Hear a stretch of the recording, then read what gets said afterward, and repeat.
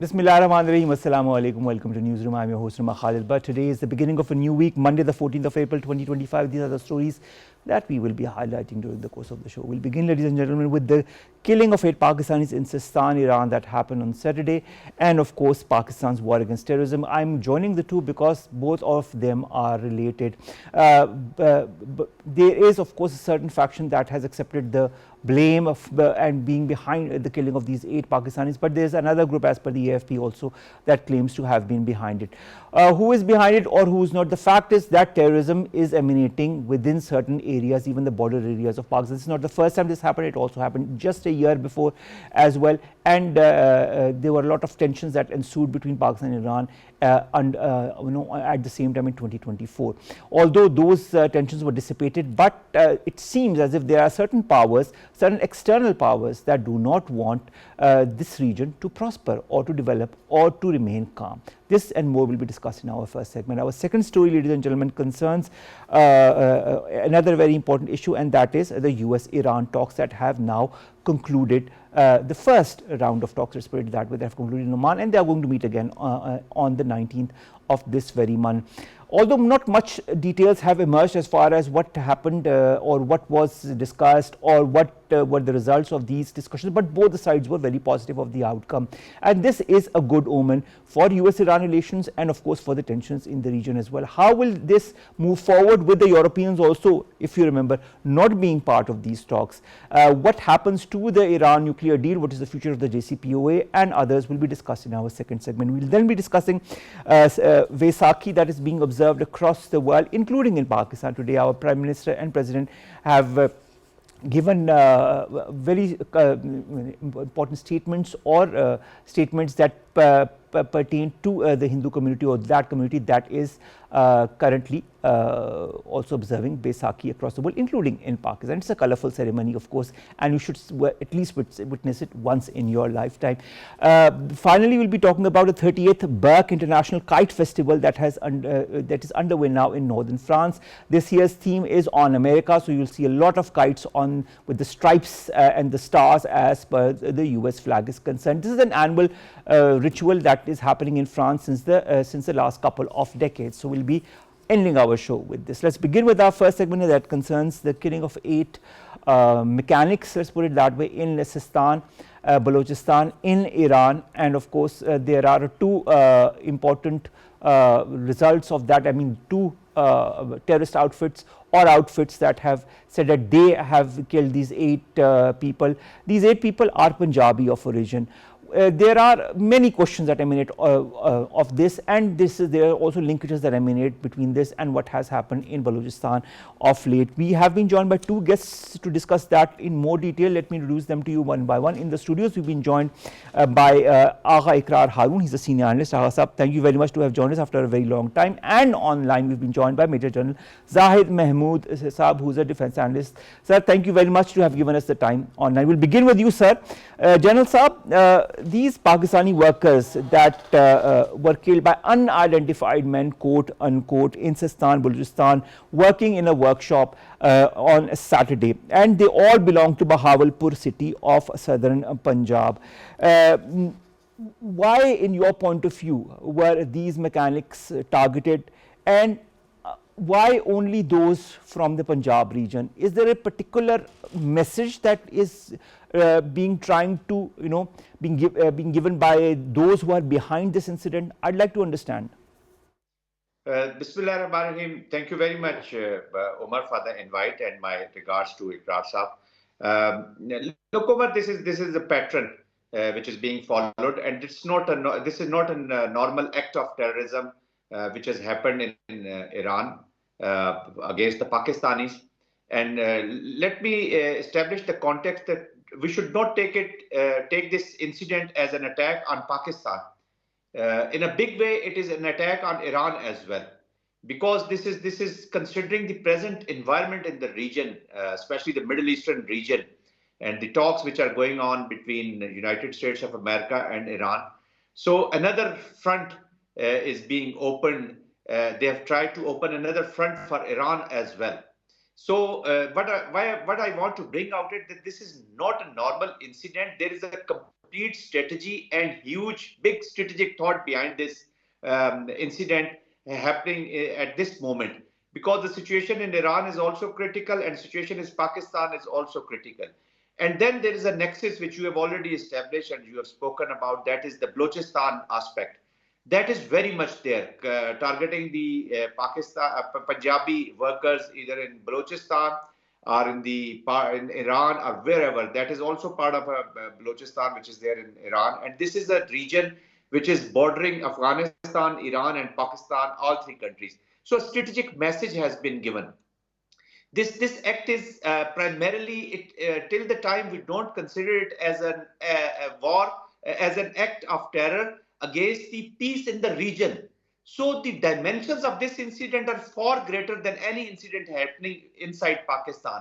So this is the minimum level which I am talking about, which has to be achieved, which has to be maintained by Pakistan to adopt any future course. And this incident should not be, pushed into the dustbin, or the way we, unfortunately, things happen with the incidents which have happened in past. Had we taken the serious diplomatic, serious military action against the perpetrators, if you remember that we took a lot of serious actions once it happened a year back in early 2024. So Pakistan went out to take out the targets even across the border. Again, Pakistan military has shown this will, that they will pursue their objectives, their targets wherever they are present. So Iran and Afghanistan, they should be very, very clear on this. But unfortunately, the relationship between Pakistan, Afghanistan, and Pakistan and Iran are so delicate, so critical. We have to take care of that. And for that, the Iranian government, the Iranian establishment, and the Iranian people will have to understand that they are supposed to be addressing all the concerns of Pakistan in all domains. Otherwise, they're not going to, things will not be in their favor. And especially once the entire West, entire United States, with their proxy, that is, with Israel's application, there'll be a lot of stress on the people of Iran and the government of Iran. So we need to understand that this is a joint problem. And that's why there should be a joint strategy to address the issues. Even the investigations should be the joint investigations. So we have the clear picture, and let the culprits, whosoever they are, how big they are, even if the external states are, I'm sure this is a huge thinking behind this. And there is a state in this region which is called India, those who have adopted this as a tool, as an instrument of their policy. So now they're openly doing this. From where we got hold of Kulbhushan in Balochistan, he was primarily in, we caught him in Balochistan, but he was residing in Iran. There is another name coming up nowadays. Those raw operators are operating from within Iran. So Iran will have to address our issues for the joint peace of the region and for the joint progress and joint stability of Iran, Pakistan, and Afghanistan. This incident is at a very serious, highest possible strategic levels. It's not a tactical level issue.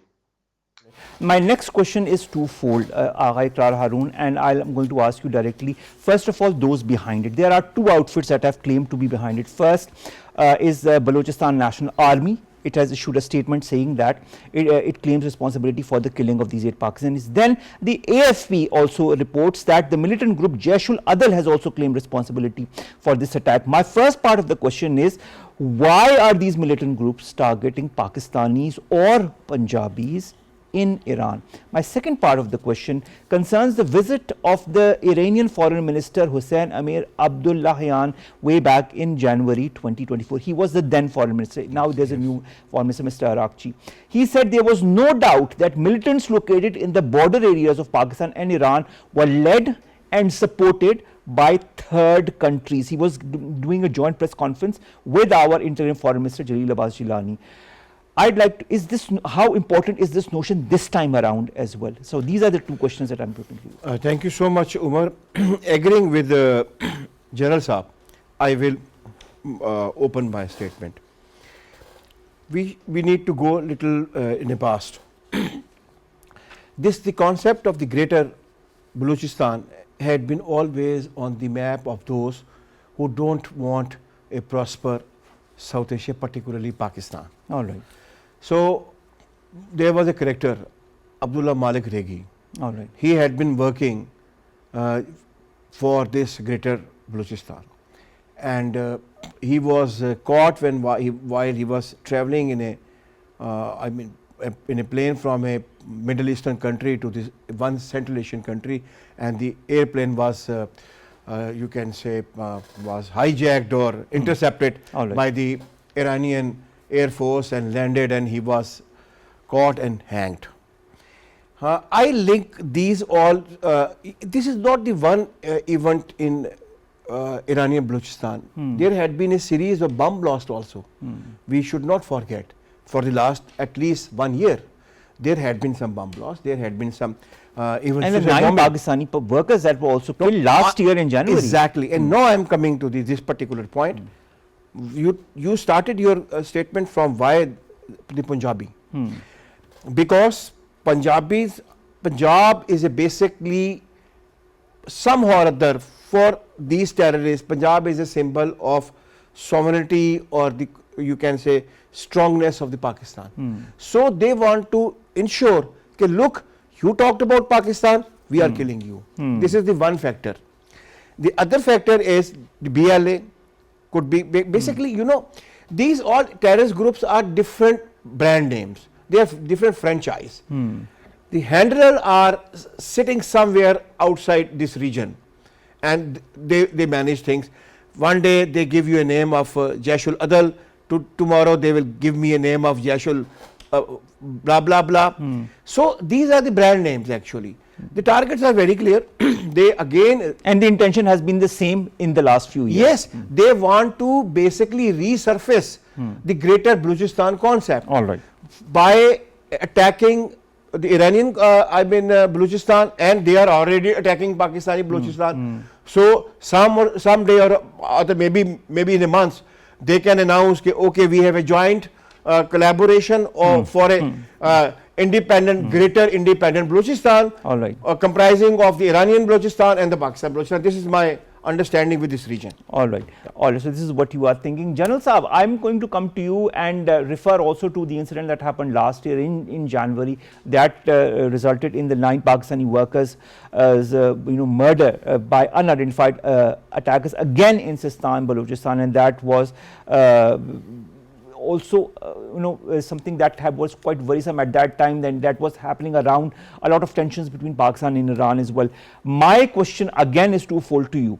First thing, is there an attempt to strain Pakistan-Iran relations, like there was an effort in last year as well to do that, and of course both the countries overcame that, and now there is of course a certain similarity of views by both countries, especially also on counter-terrorism. My second question is, what role in your point of view does the Balochistan Sistan province's border proximity to Pakistan and Afghanistan that you alluded to in the answer to my first question play in the history of insurgents and terrorism in the area?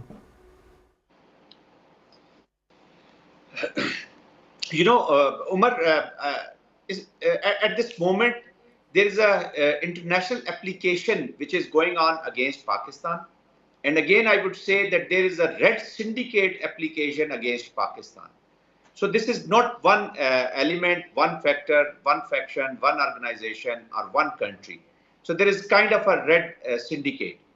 Islamophobia, the things which are emanating from the concept of Islamophobia, that application is also on. The war in Middle East is totally directed against Iran. And then Pakistan is also a nuclear country, which is not acceptable to many in the world. So it is kind of a problem for them. Then there is a role of India in the Indo-Pacific strategy, which is giving them the tacit approval. They are even bringing back their criminals like Nickel, and now they have brought another one, to malign Pakistan or to malign other countries. The Nickel was the guy who was, involved in the for murder, case in United States of America against the Gurban Singh. So silently they are bringing back these people into India. They will be playing on this, and such incidents can play a role of a trigger which can take us to the new strategic environment, the strategic environment in which the relationship between Iran and Pakistan are strained. This way they will be putting pressure on Iran as well to whilst they are discussing the nuclear deal, and once they are discussing what all is happening in Middle East and the role of Iran in the future Middle East.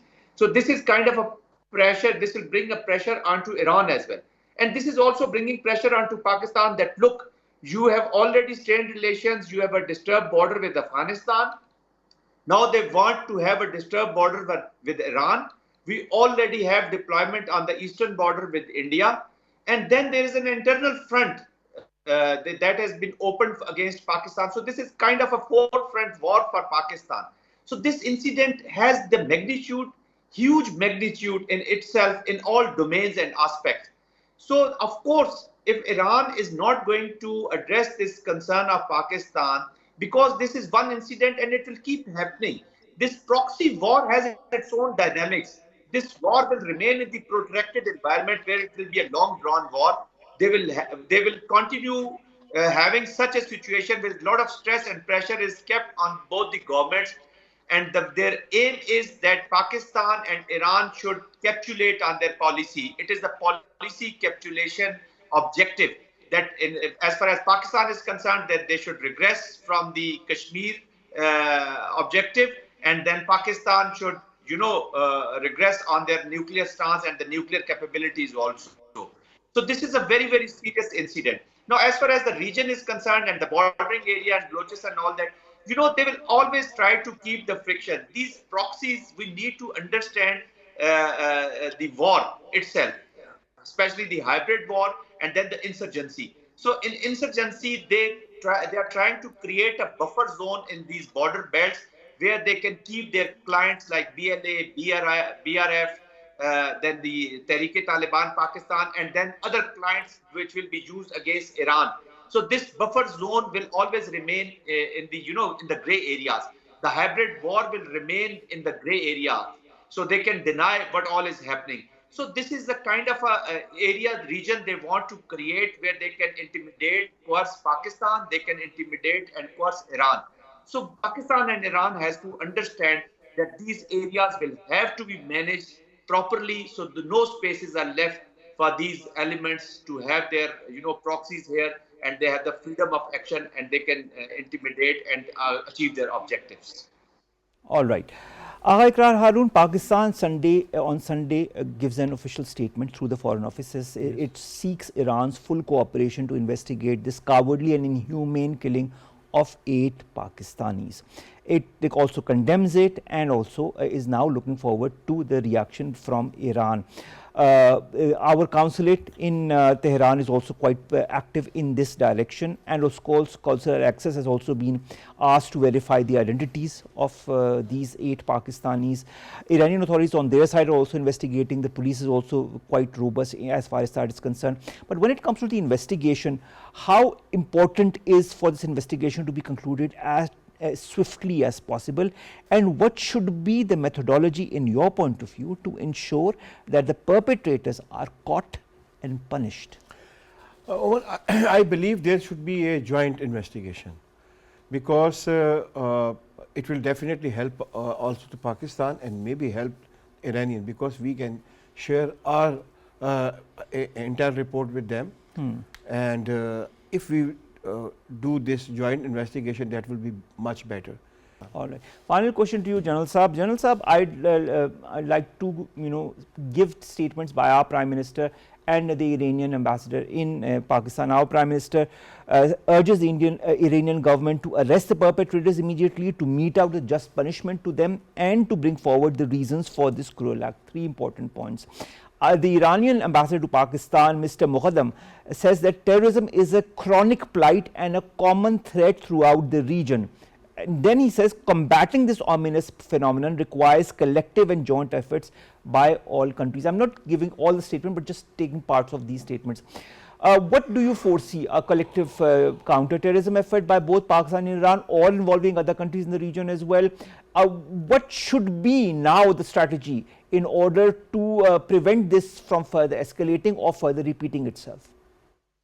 It is very critical for Pakistan, especially once we talk about the carving out of strategy along with Iran. Of course, I think Pakistan should limit themselves with whatever is happening inside Pakistan through the soil of Iran.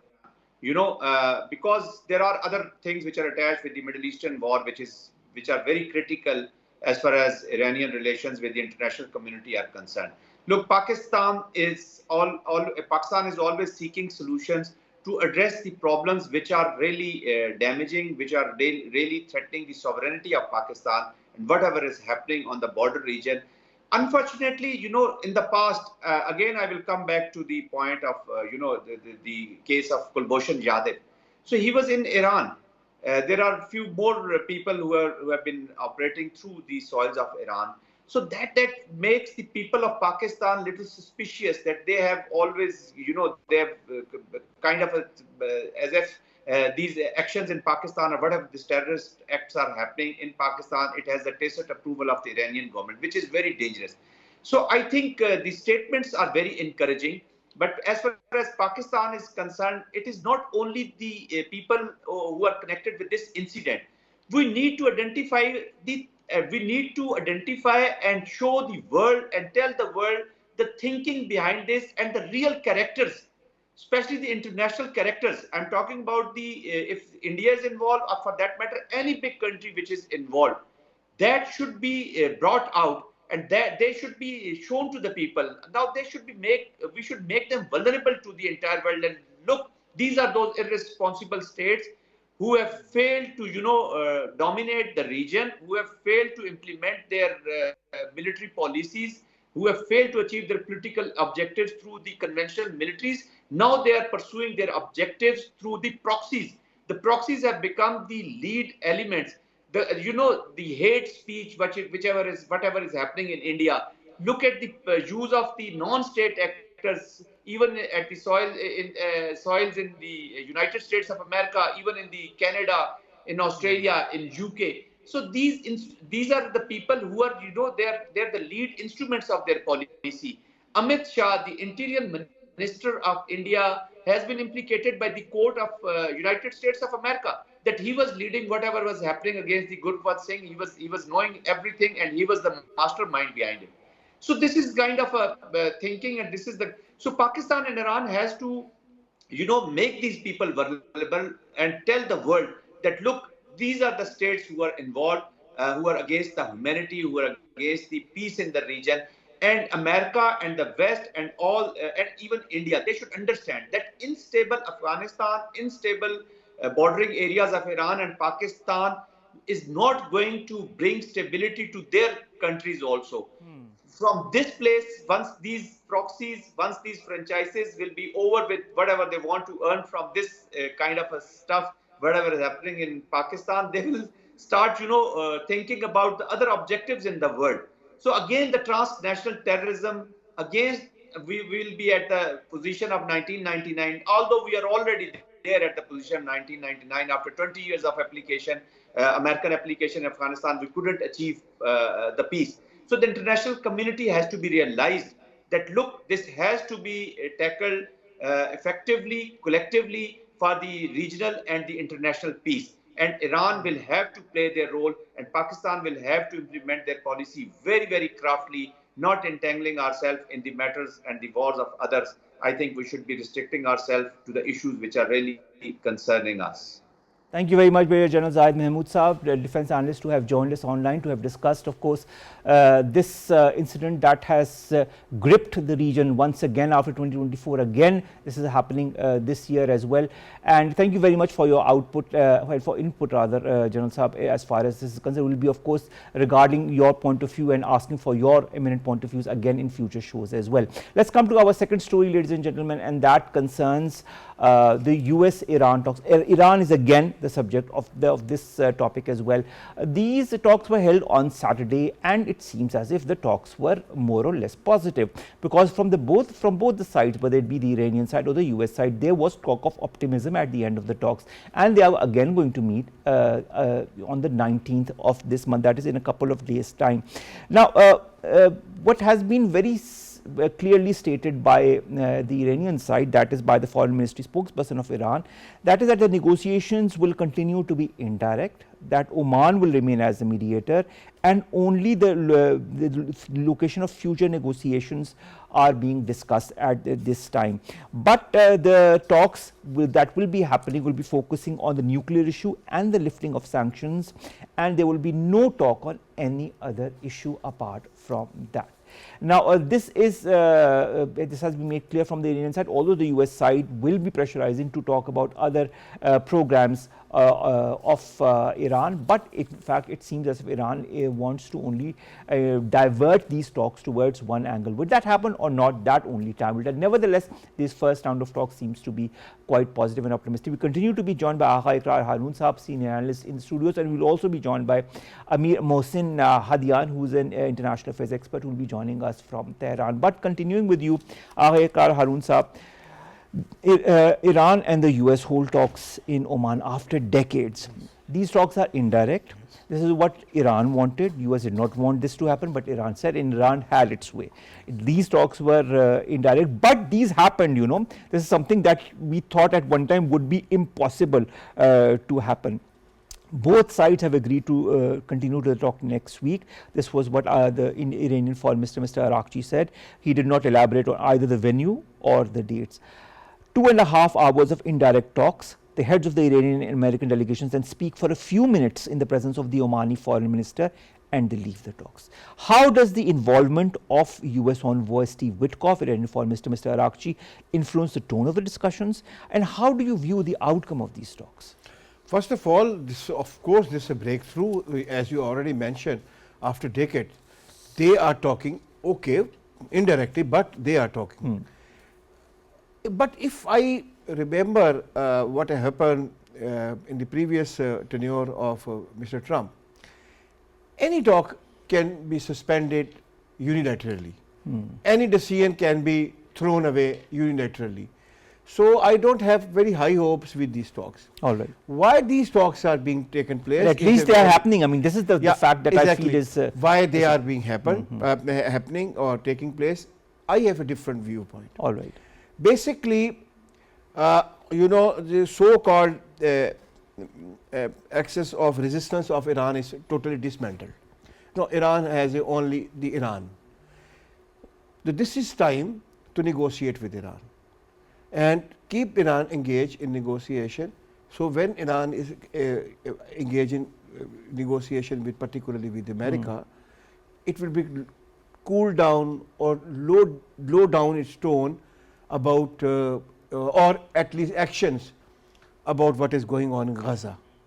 So actually, whatever America wants and is doing with the, of course, in collaboration with Israel in Gaza, this Iranian talks would definitely help America and Israel. All right. Because Iran will be very conscious, because it has seen nobody could come to save Gazan children and women. So he is conscious now. All right. And he will talk like a lot that. of, I mean, you feel this is a continuation of what is happening in the Middle East. We've been joined by Amir-Mohsen Hadian, who's an international affairs expert who joins us from Tehran. Thank you very much, Mr. Hadian, to have joined us. Mr. Hadian, how do you see the outcome of this first round of talks between the US and Iran? Both the sides have shown optimism at the end of these talks. I mean, what should be the expectations now from the future talks that are going to be held in a few days' time? Bismillah ar-Rahman ar-Rahim. Assalamu alaikum. I think that initially the talks were held indirectly in order to satisfy Iranian demands. But later on, at the final stages of the meeting in Oman, the American delegation decided to have a direct engagement with the Iranian delegation. And the Iranian delegation consented with this idea, and accordingly, Mr. Arakchi had a 45-minute talk with Mr. Witkoff, President Trump's special envoy. I think that the chances of success in these talks are higher than the talks that were held during the last year of Biden's term. Trump wants a deal. Iran wants a deal, and also the snapback of the United Nations Security Council sanctions is within reach by October 2025. I think that the attitude towards the talks is sensible, that we have a positive attitude toward these talks, especially since the Americans have not demanded a total dismantlement of the Iranian nuclear program. They would rather go for verification. I think the talks have been positive so far. And the next session of the talks in Rome, we can have some positive expectations too. All right. So next Saturday, when these talks are held, in your point of view, what could be the primary objectives that the US wants to achieve in these talks with Iran? What does it actually want? Because the US side says that the issues as far as Iran is concerned are very complicated. But he said this direct communication this time between Mr. Witkoff and Mr. Arakchi was a step forward in achieving a mutually beneficial outcome, quote unquote. I think that the Iranian stockpile of fissile material and the 60% uranium enrichment, these are the things that the Americans want a halt on them. The Americans want Iran to give up enriching at 60%, and also weaponization must be another issue that the Americans may bring up, because the Americans are insistent that the Iranian missile program is part of the weaponization process. I think they would ask for limitations on missile payload and uranium enrichment. And the chances that Iran would accept the limitation of enrichment, I think that's higher than discussing the missiles. So I think that the missiles are off the table for now, but I think that Iran would agree to reduce the 60% enrichment of uranium, perhaps even give up some of its stockpile in return for sanctions relief and the termination of sanctions. All right. Agha, Iqrar, Haroon, let me just discuss a little bit on the Iranian outcome of the first round of talks, because there are different newspapers that have said different points of views.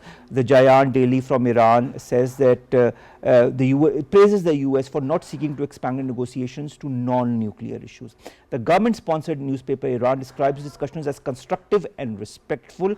The reformist Sharq newspaper said it was a decisive turning point in Iran-US relations, whereas the hardline Kayhan newspaper has said that Iran does not have a plan B, while there was no clear prospect for an agreement with Donald Trump. It has, however, lauded the fact that the American side did not bring up the dismantling of nuclear facilities or the possibility of a military attack during these discussions, which has again been said by another newspaper. Now, we know that there have been no diplomatic relations between Tehran and Washington since 1979. How do you view these reactions from the Iranian media, and how do these reactions also bode as far as the outcome or prospects of future talks is concerned? Omar, I mentioned in the last, responding your last question, now Iran is low down, its tone is low down. So even Iranian newspaper would definitely say this is very good, blah, blah, blah, goody, goody, because the options are very limited. They have to have such talks as soon as possible. They don't want to give an opportunity to United States to, you can say, trigger something against Iran by saying we have reason to believe that Iran has already a bomb, blah, blah, blah, and the next day the bombardment will start. Nobody on earth would come to stop this bombardment, because the world has seen whatever happened in Gaza, nobody could even talk about that. So Iran is very intelligent. Iran understands the situation. Situation is not that was just a year ago, or so-called its excess of resistance. He had been very boosting and very proud of that. It is totally gone away. So now Iran will definitely go for more constructive diplomatic relationship with everybody around his region and abroad. All right. Mr. Hadian, coming to you, I'd like to your reaction on two statements that have recently come. The first from the spokesperson of the Iranian Foreign Ministry, Mr. Bakail, who says that as far as the future talks are concerned, which are going to happen on the 19th, the negotiations should be indirect. Oman should remain the mediator, and that the nuclear issue and lifting of sanctions is the point that should be focused upon, and Iran will not have any talks with the American side on any other side as far as any other topic is concerned. Whereas the US analysts say that the US is going to push for an agenda that includes discussions over Iran's ballistic missile program and Tehran's support for those networks, or its support against Israel, so as to say. And we all know how Israel is adamant that Iran be put to task as far as is concerned. How do you see these conditionalities that are being put forward as far as these talks that are going to be held in the second round is concerned? Will the US side abide by them, and will Iran be able to satisfy the West regarding its defense capabilities? Well, actually, the region has changed since last year, and many events have occurred in the region. However, the other issue is that Iran's nuclear breakout time has significantly been reduced, because Iran has more 60% uranium than it had in 2015. So actually, the chances for nuclear proliferation are higher than the last time that a deal was made in 2015. So the Europeans and Americans would rather focus on the nuclear issue, because they don't want it. According to the IAEA and the Americans, Iran has enough fissile material for making 6 nuclear bombs, the fissile material stockpile that Iran currently holds. So I think that the primary point that the Americans would want to achieve is that they want to reduce the Iranian stockpile of 60% enriched uranium. I think that matters a lot to them, rather than focusing on the region or focusing on the missile program. I think that the uranium matters more, because there's a chance of nuclear proliferation if Iran changes its course. What I'd like to understand is, you mentioned the nuclear capabilities of Iran and the nuclear stockpile, and this brings to mind two things. Firstly, the European nations that were part of the JCPOA. You talked about the 2015 deal. They are not part of these discussions. They have been sidelined deliberately by the US side. Why is that in your point of view? Because weren't these European nations the same that were insistent that the JCPOA be signed with Iran, and Iran was complying until the US sidelined itself from the JCPOA? My understanding, or I would like to understand why the EU has not been part or will not be part of these discussions. Could their absence dent these talks? And also, these nations who have been excluded from these talks, how do they view their role in any future nuclear diplomacy with Iran? Well, actually, since the Trump administration has come to power, nobody would be surprised that the Trump administration would rather ignore the European Union, because Trump believes in unilateralism and America First policy. And in this American First policy, there's no bandwagoning, and there's no space or time for bandwagoning. I think that even the trade war between America and Europe and America and China has affected the position that the Europeans may take regarding global affairs. So I think that the Trump administration is not that much interested in involving the Europeans in these talks. It would rather prefer talks to be held bilaterally with Tehran. Since accordingly, nobody would be surprised, because since the statements that J.D. Vance made, the US Vice President made, regarding Europe becoming sort of irrelevant in global diplomacy, I think the Trump administration doesn't really believe in transatlantic diplomacy, a joint transatlantic diplomacy with Iran. I think they would rather want to solve issues within bilateral talks with Iran. That's how I think it is. Thank you very much, Amir-Mohsen Hadian, to have joined us all the way from Tehran. My last question is to you, Agha Iqrar, and that concerns the JCPOA. What is the future of the JCPOA? Will the JCPOA be part of future talks that will happen in the next few days, or maybe a third round that happens between the US and Iran? And secondly, will Iran be given certain concessions vis-a-vis the sanctions that the US has put on Iran if there is some understanding between the two countries?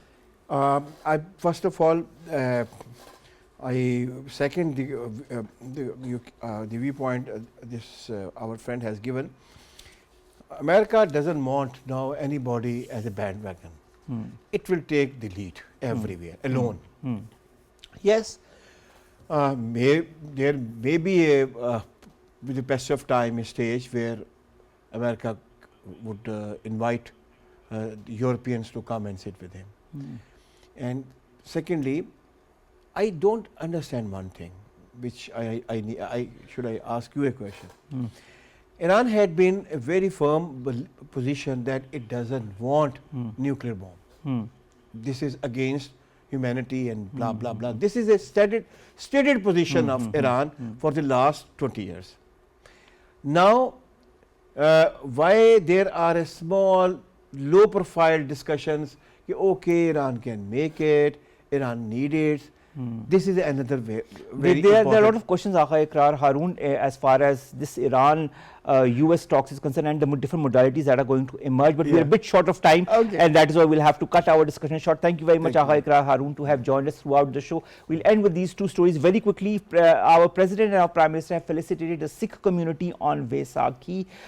President says Vaisakhi is a symbol of Pakistan's beauty in its cultural and religious diversity, whereas Prime Minister Shehbaz Sharif says this festive occasion marks the ripening of the Rabi harvest, a time for great joy for farmers as they reap the fruits of their hard labor. Also addressing the main ceremony of the Vaisakhi festival at Nankana Sahib, our Minister for State for Religious Affairs says Pakistan belongs to all the communities living here and every religion is respected here. So happy Vaisakhi to all of those celebrating. Finally, the 38th Berck International Kite Festival has gotten underway this weekend in northern France. North and South America are in the spotlight with a team from Colombia showing off their skills. Also, there are going to be air maneuverings that are going to happen by different countries during this thing. This festival started in 1987, has attracted a lot of crowds every year. In 2025, this festival is being held from the 12th to the 21st of April, and the theme this year is America. So you should expect lots of kites and lots of stripes and stars in the this year as well. The festival has its roots in the early 1900s when enthusiasts came together to fly their funny birds made of fabric at Berck du Mer, where the winds and big skies make for excellent kite flying conditions. With that, ladies and gentlemen, we end this episode of Newsroom. We'll see you inshallah tomorrow with new stories, segments that pertain to us here in Pakistan. Stay safe. Allah Hafiz.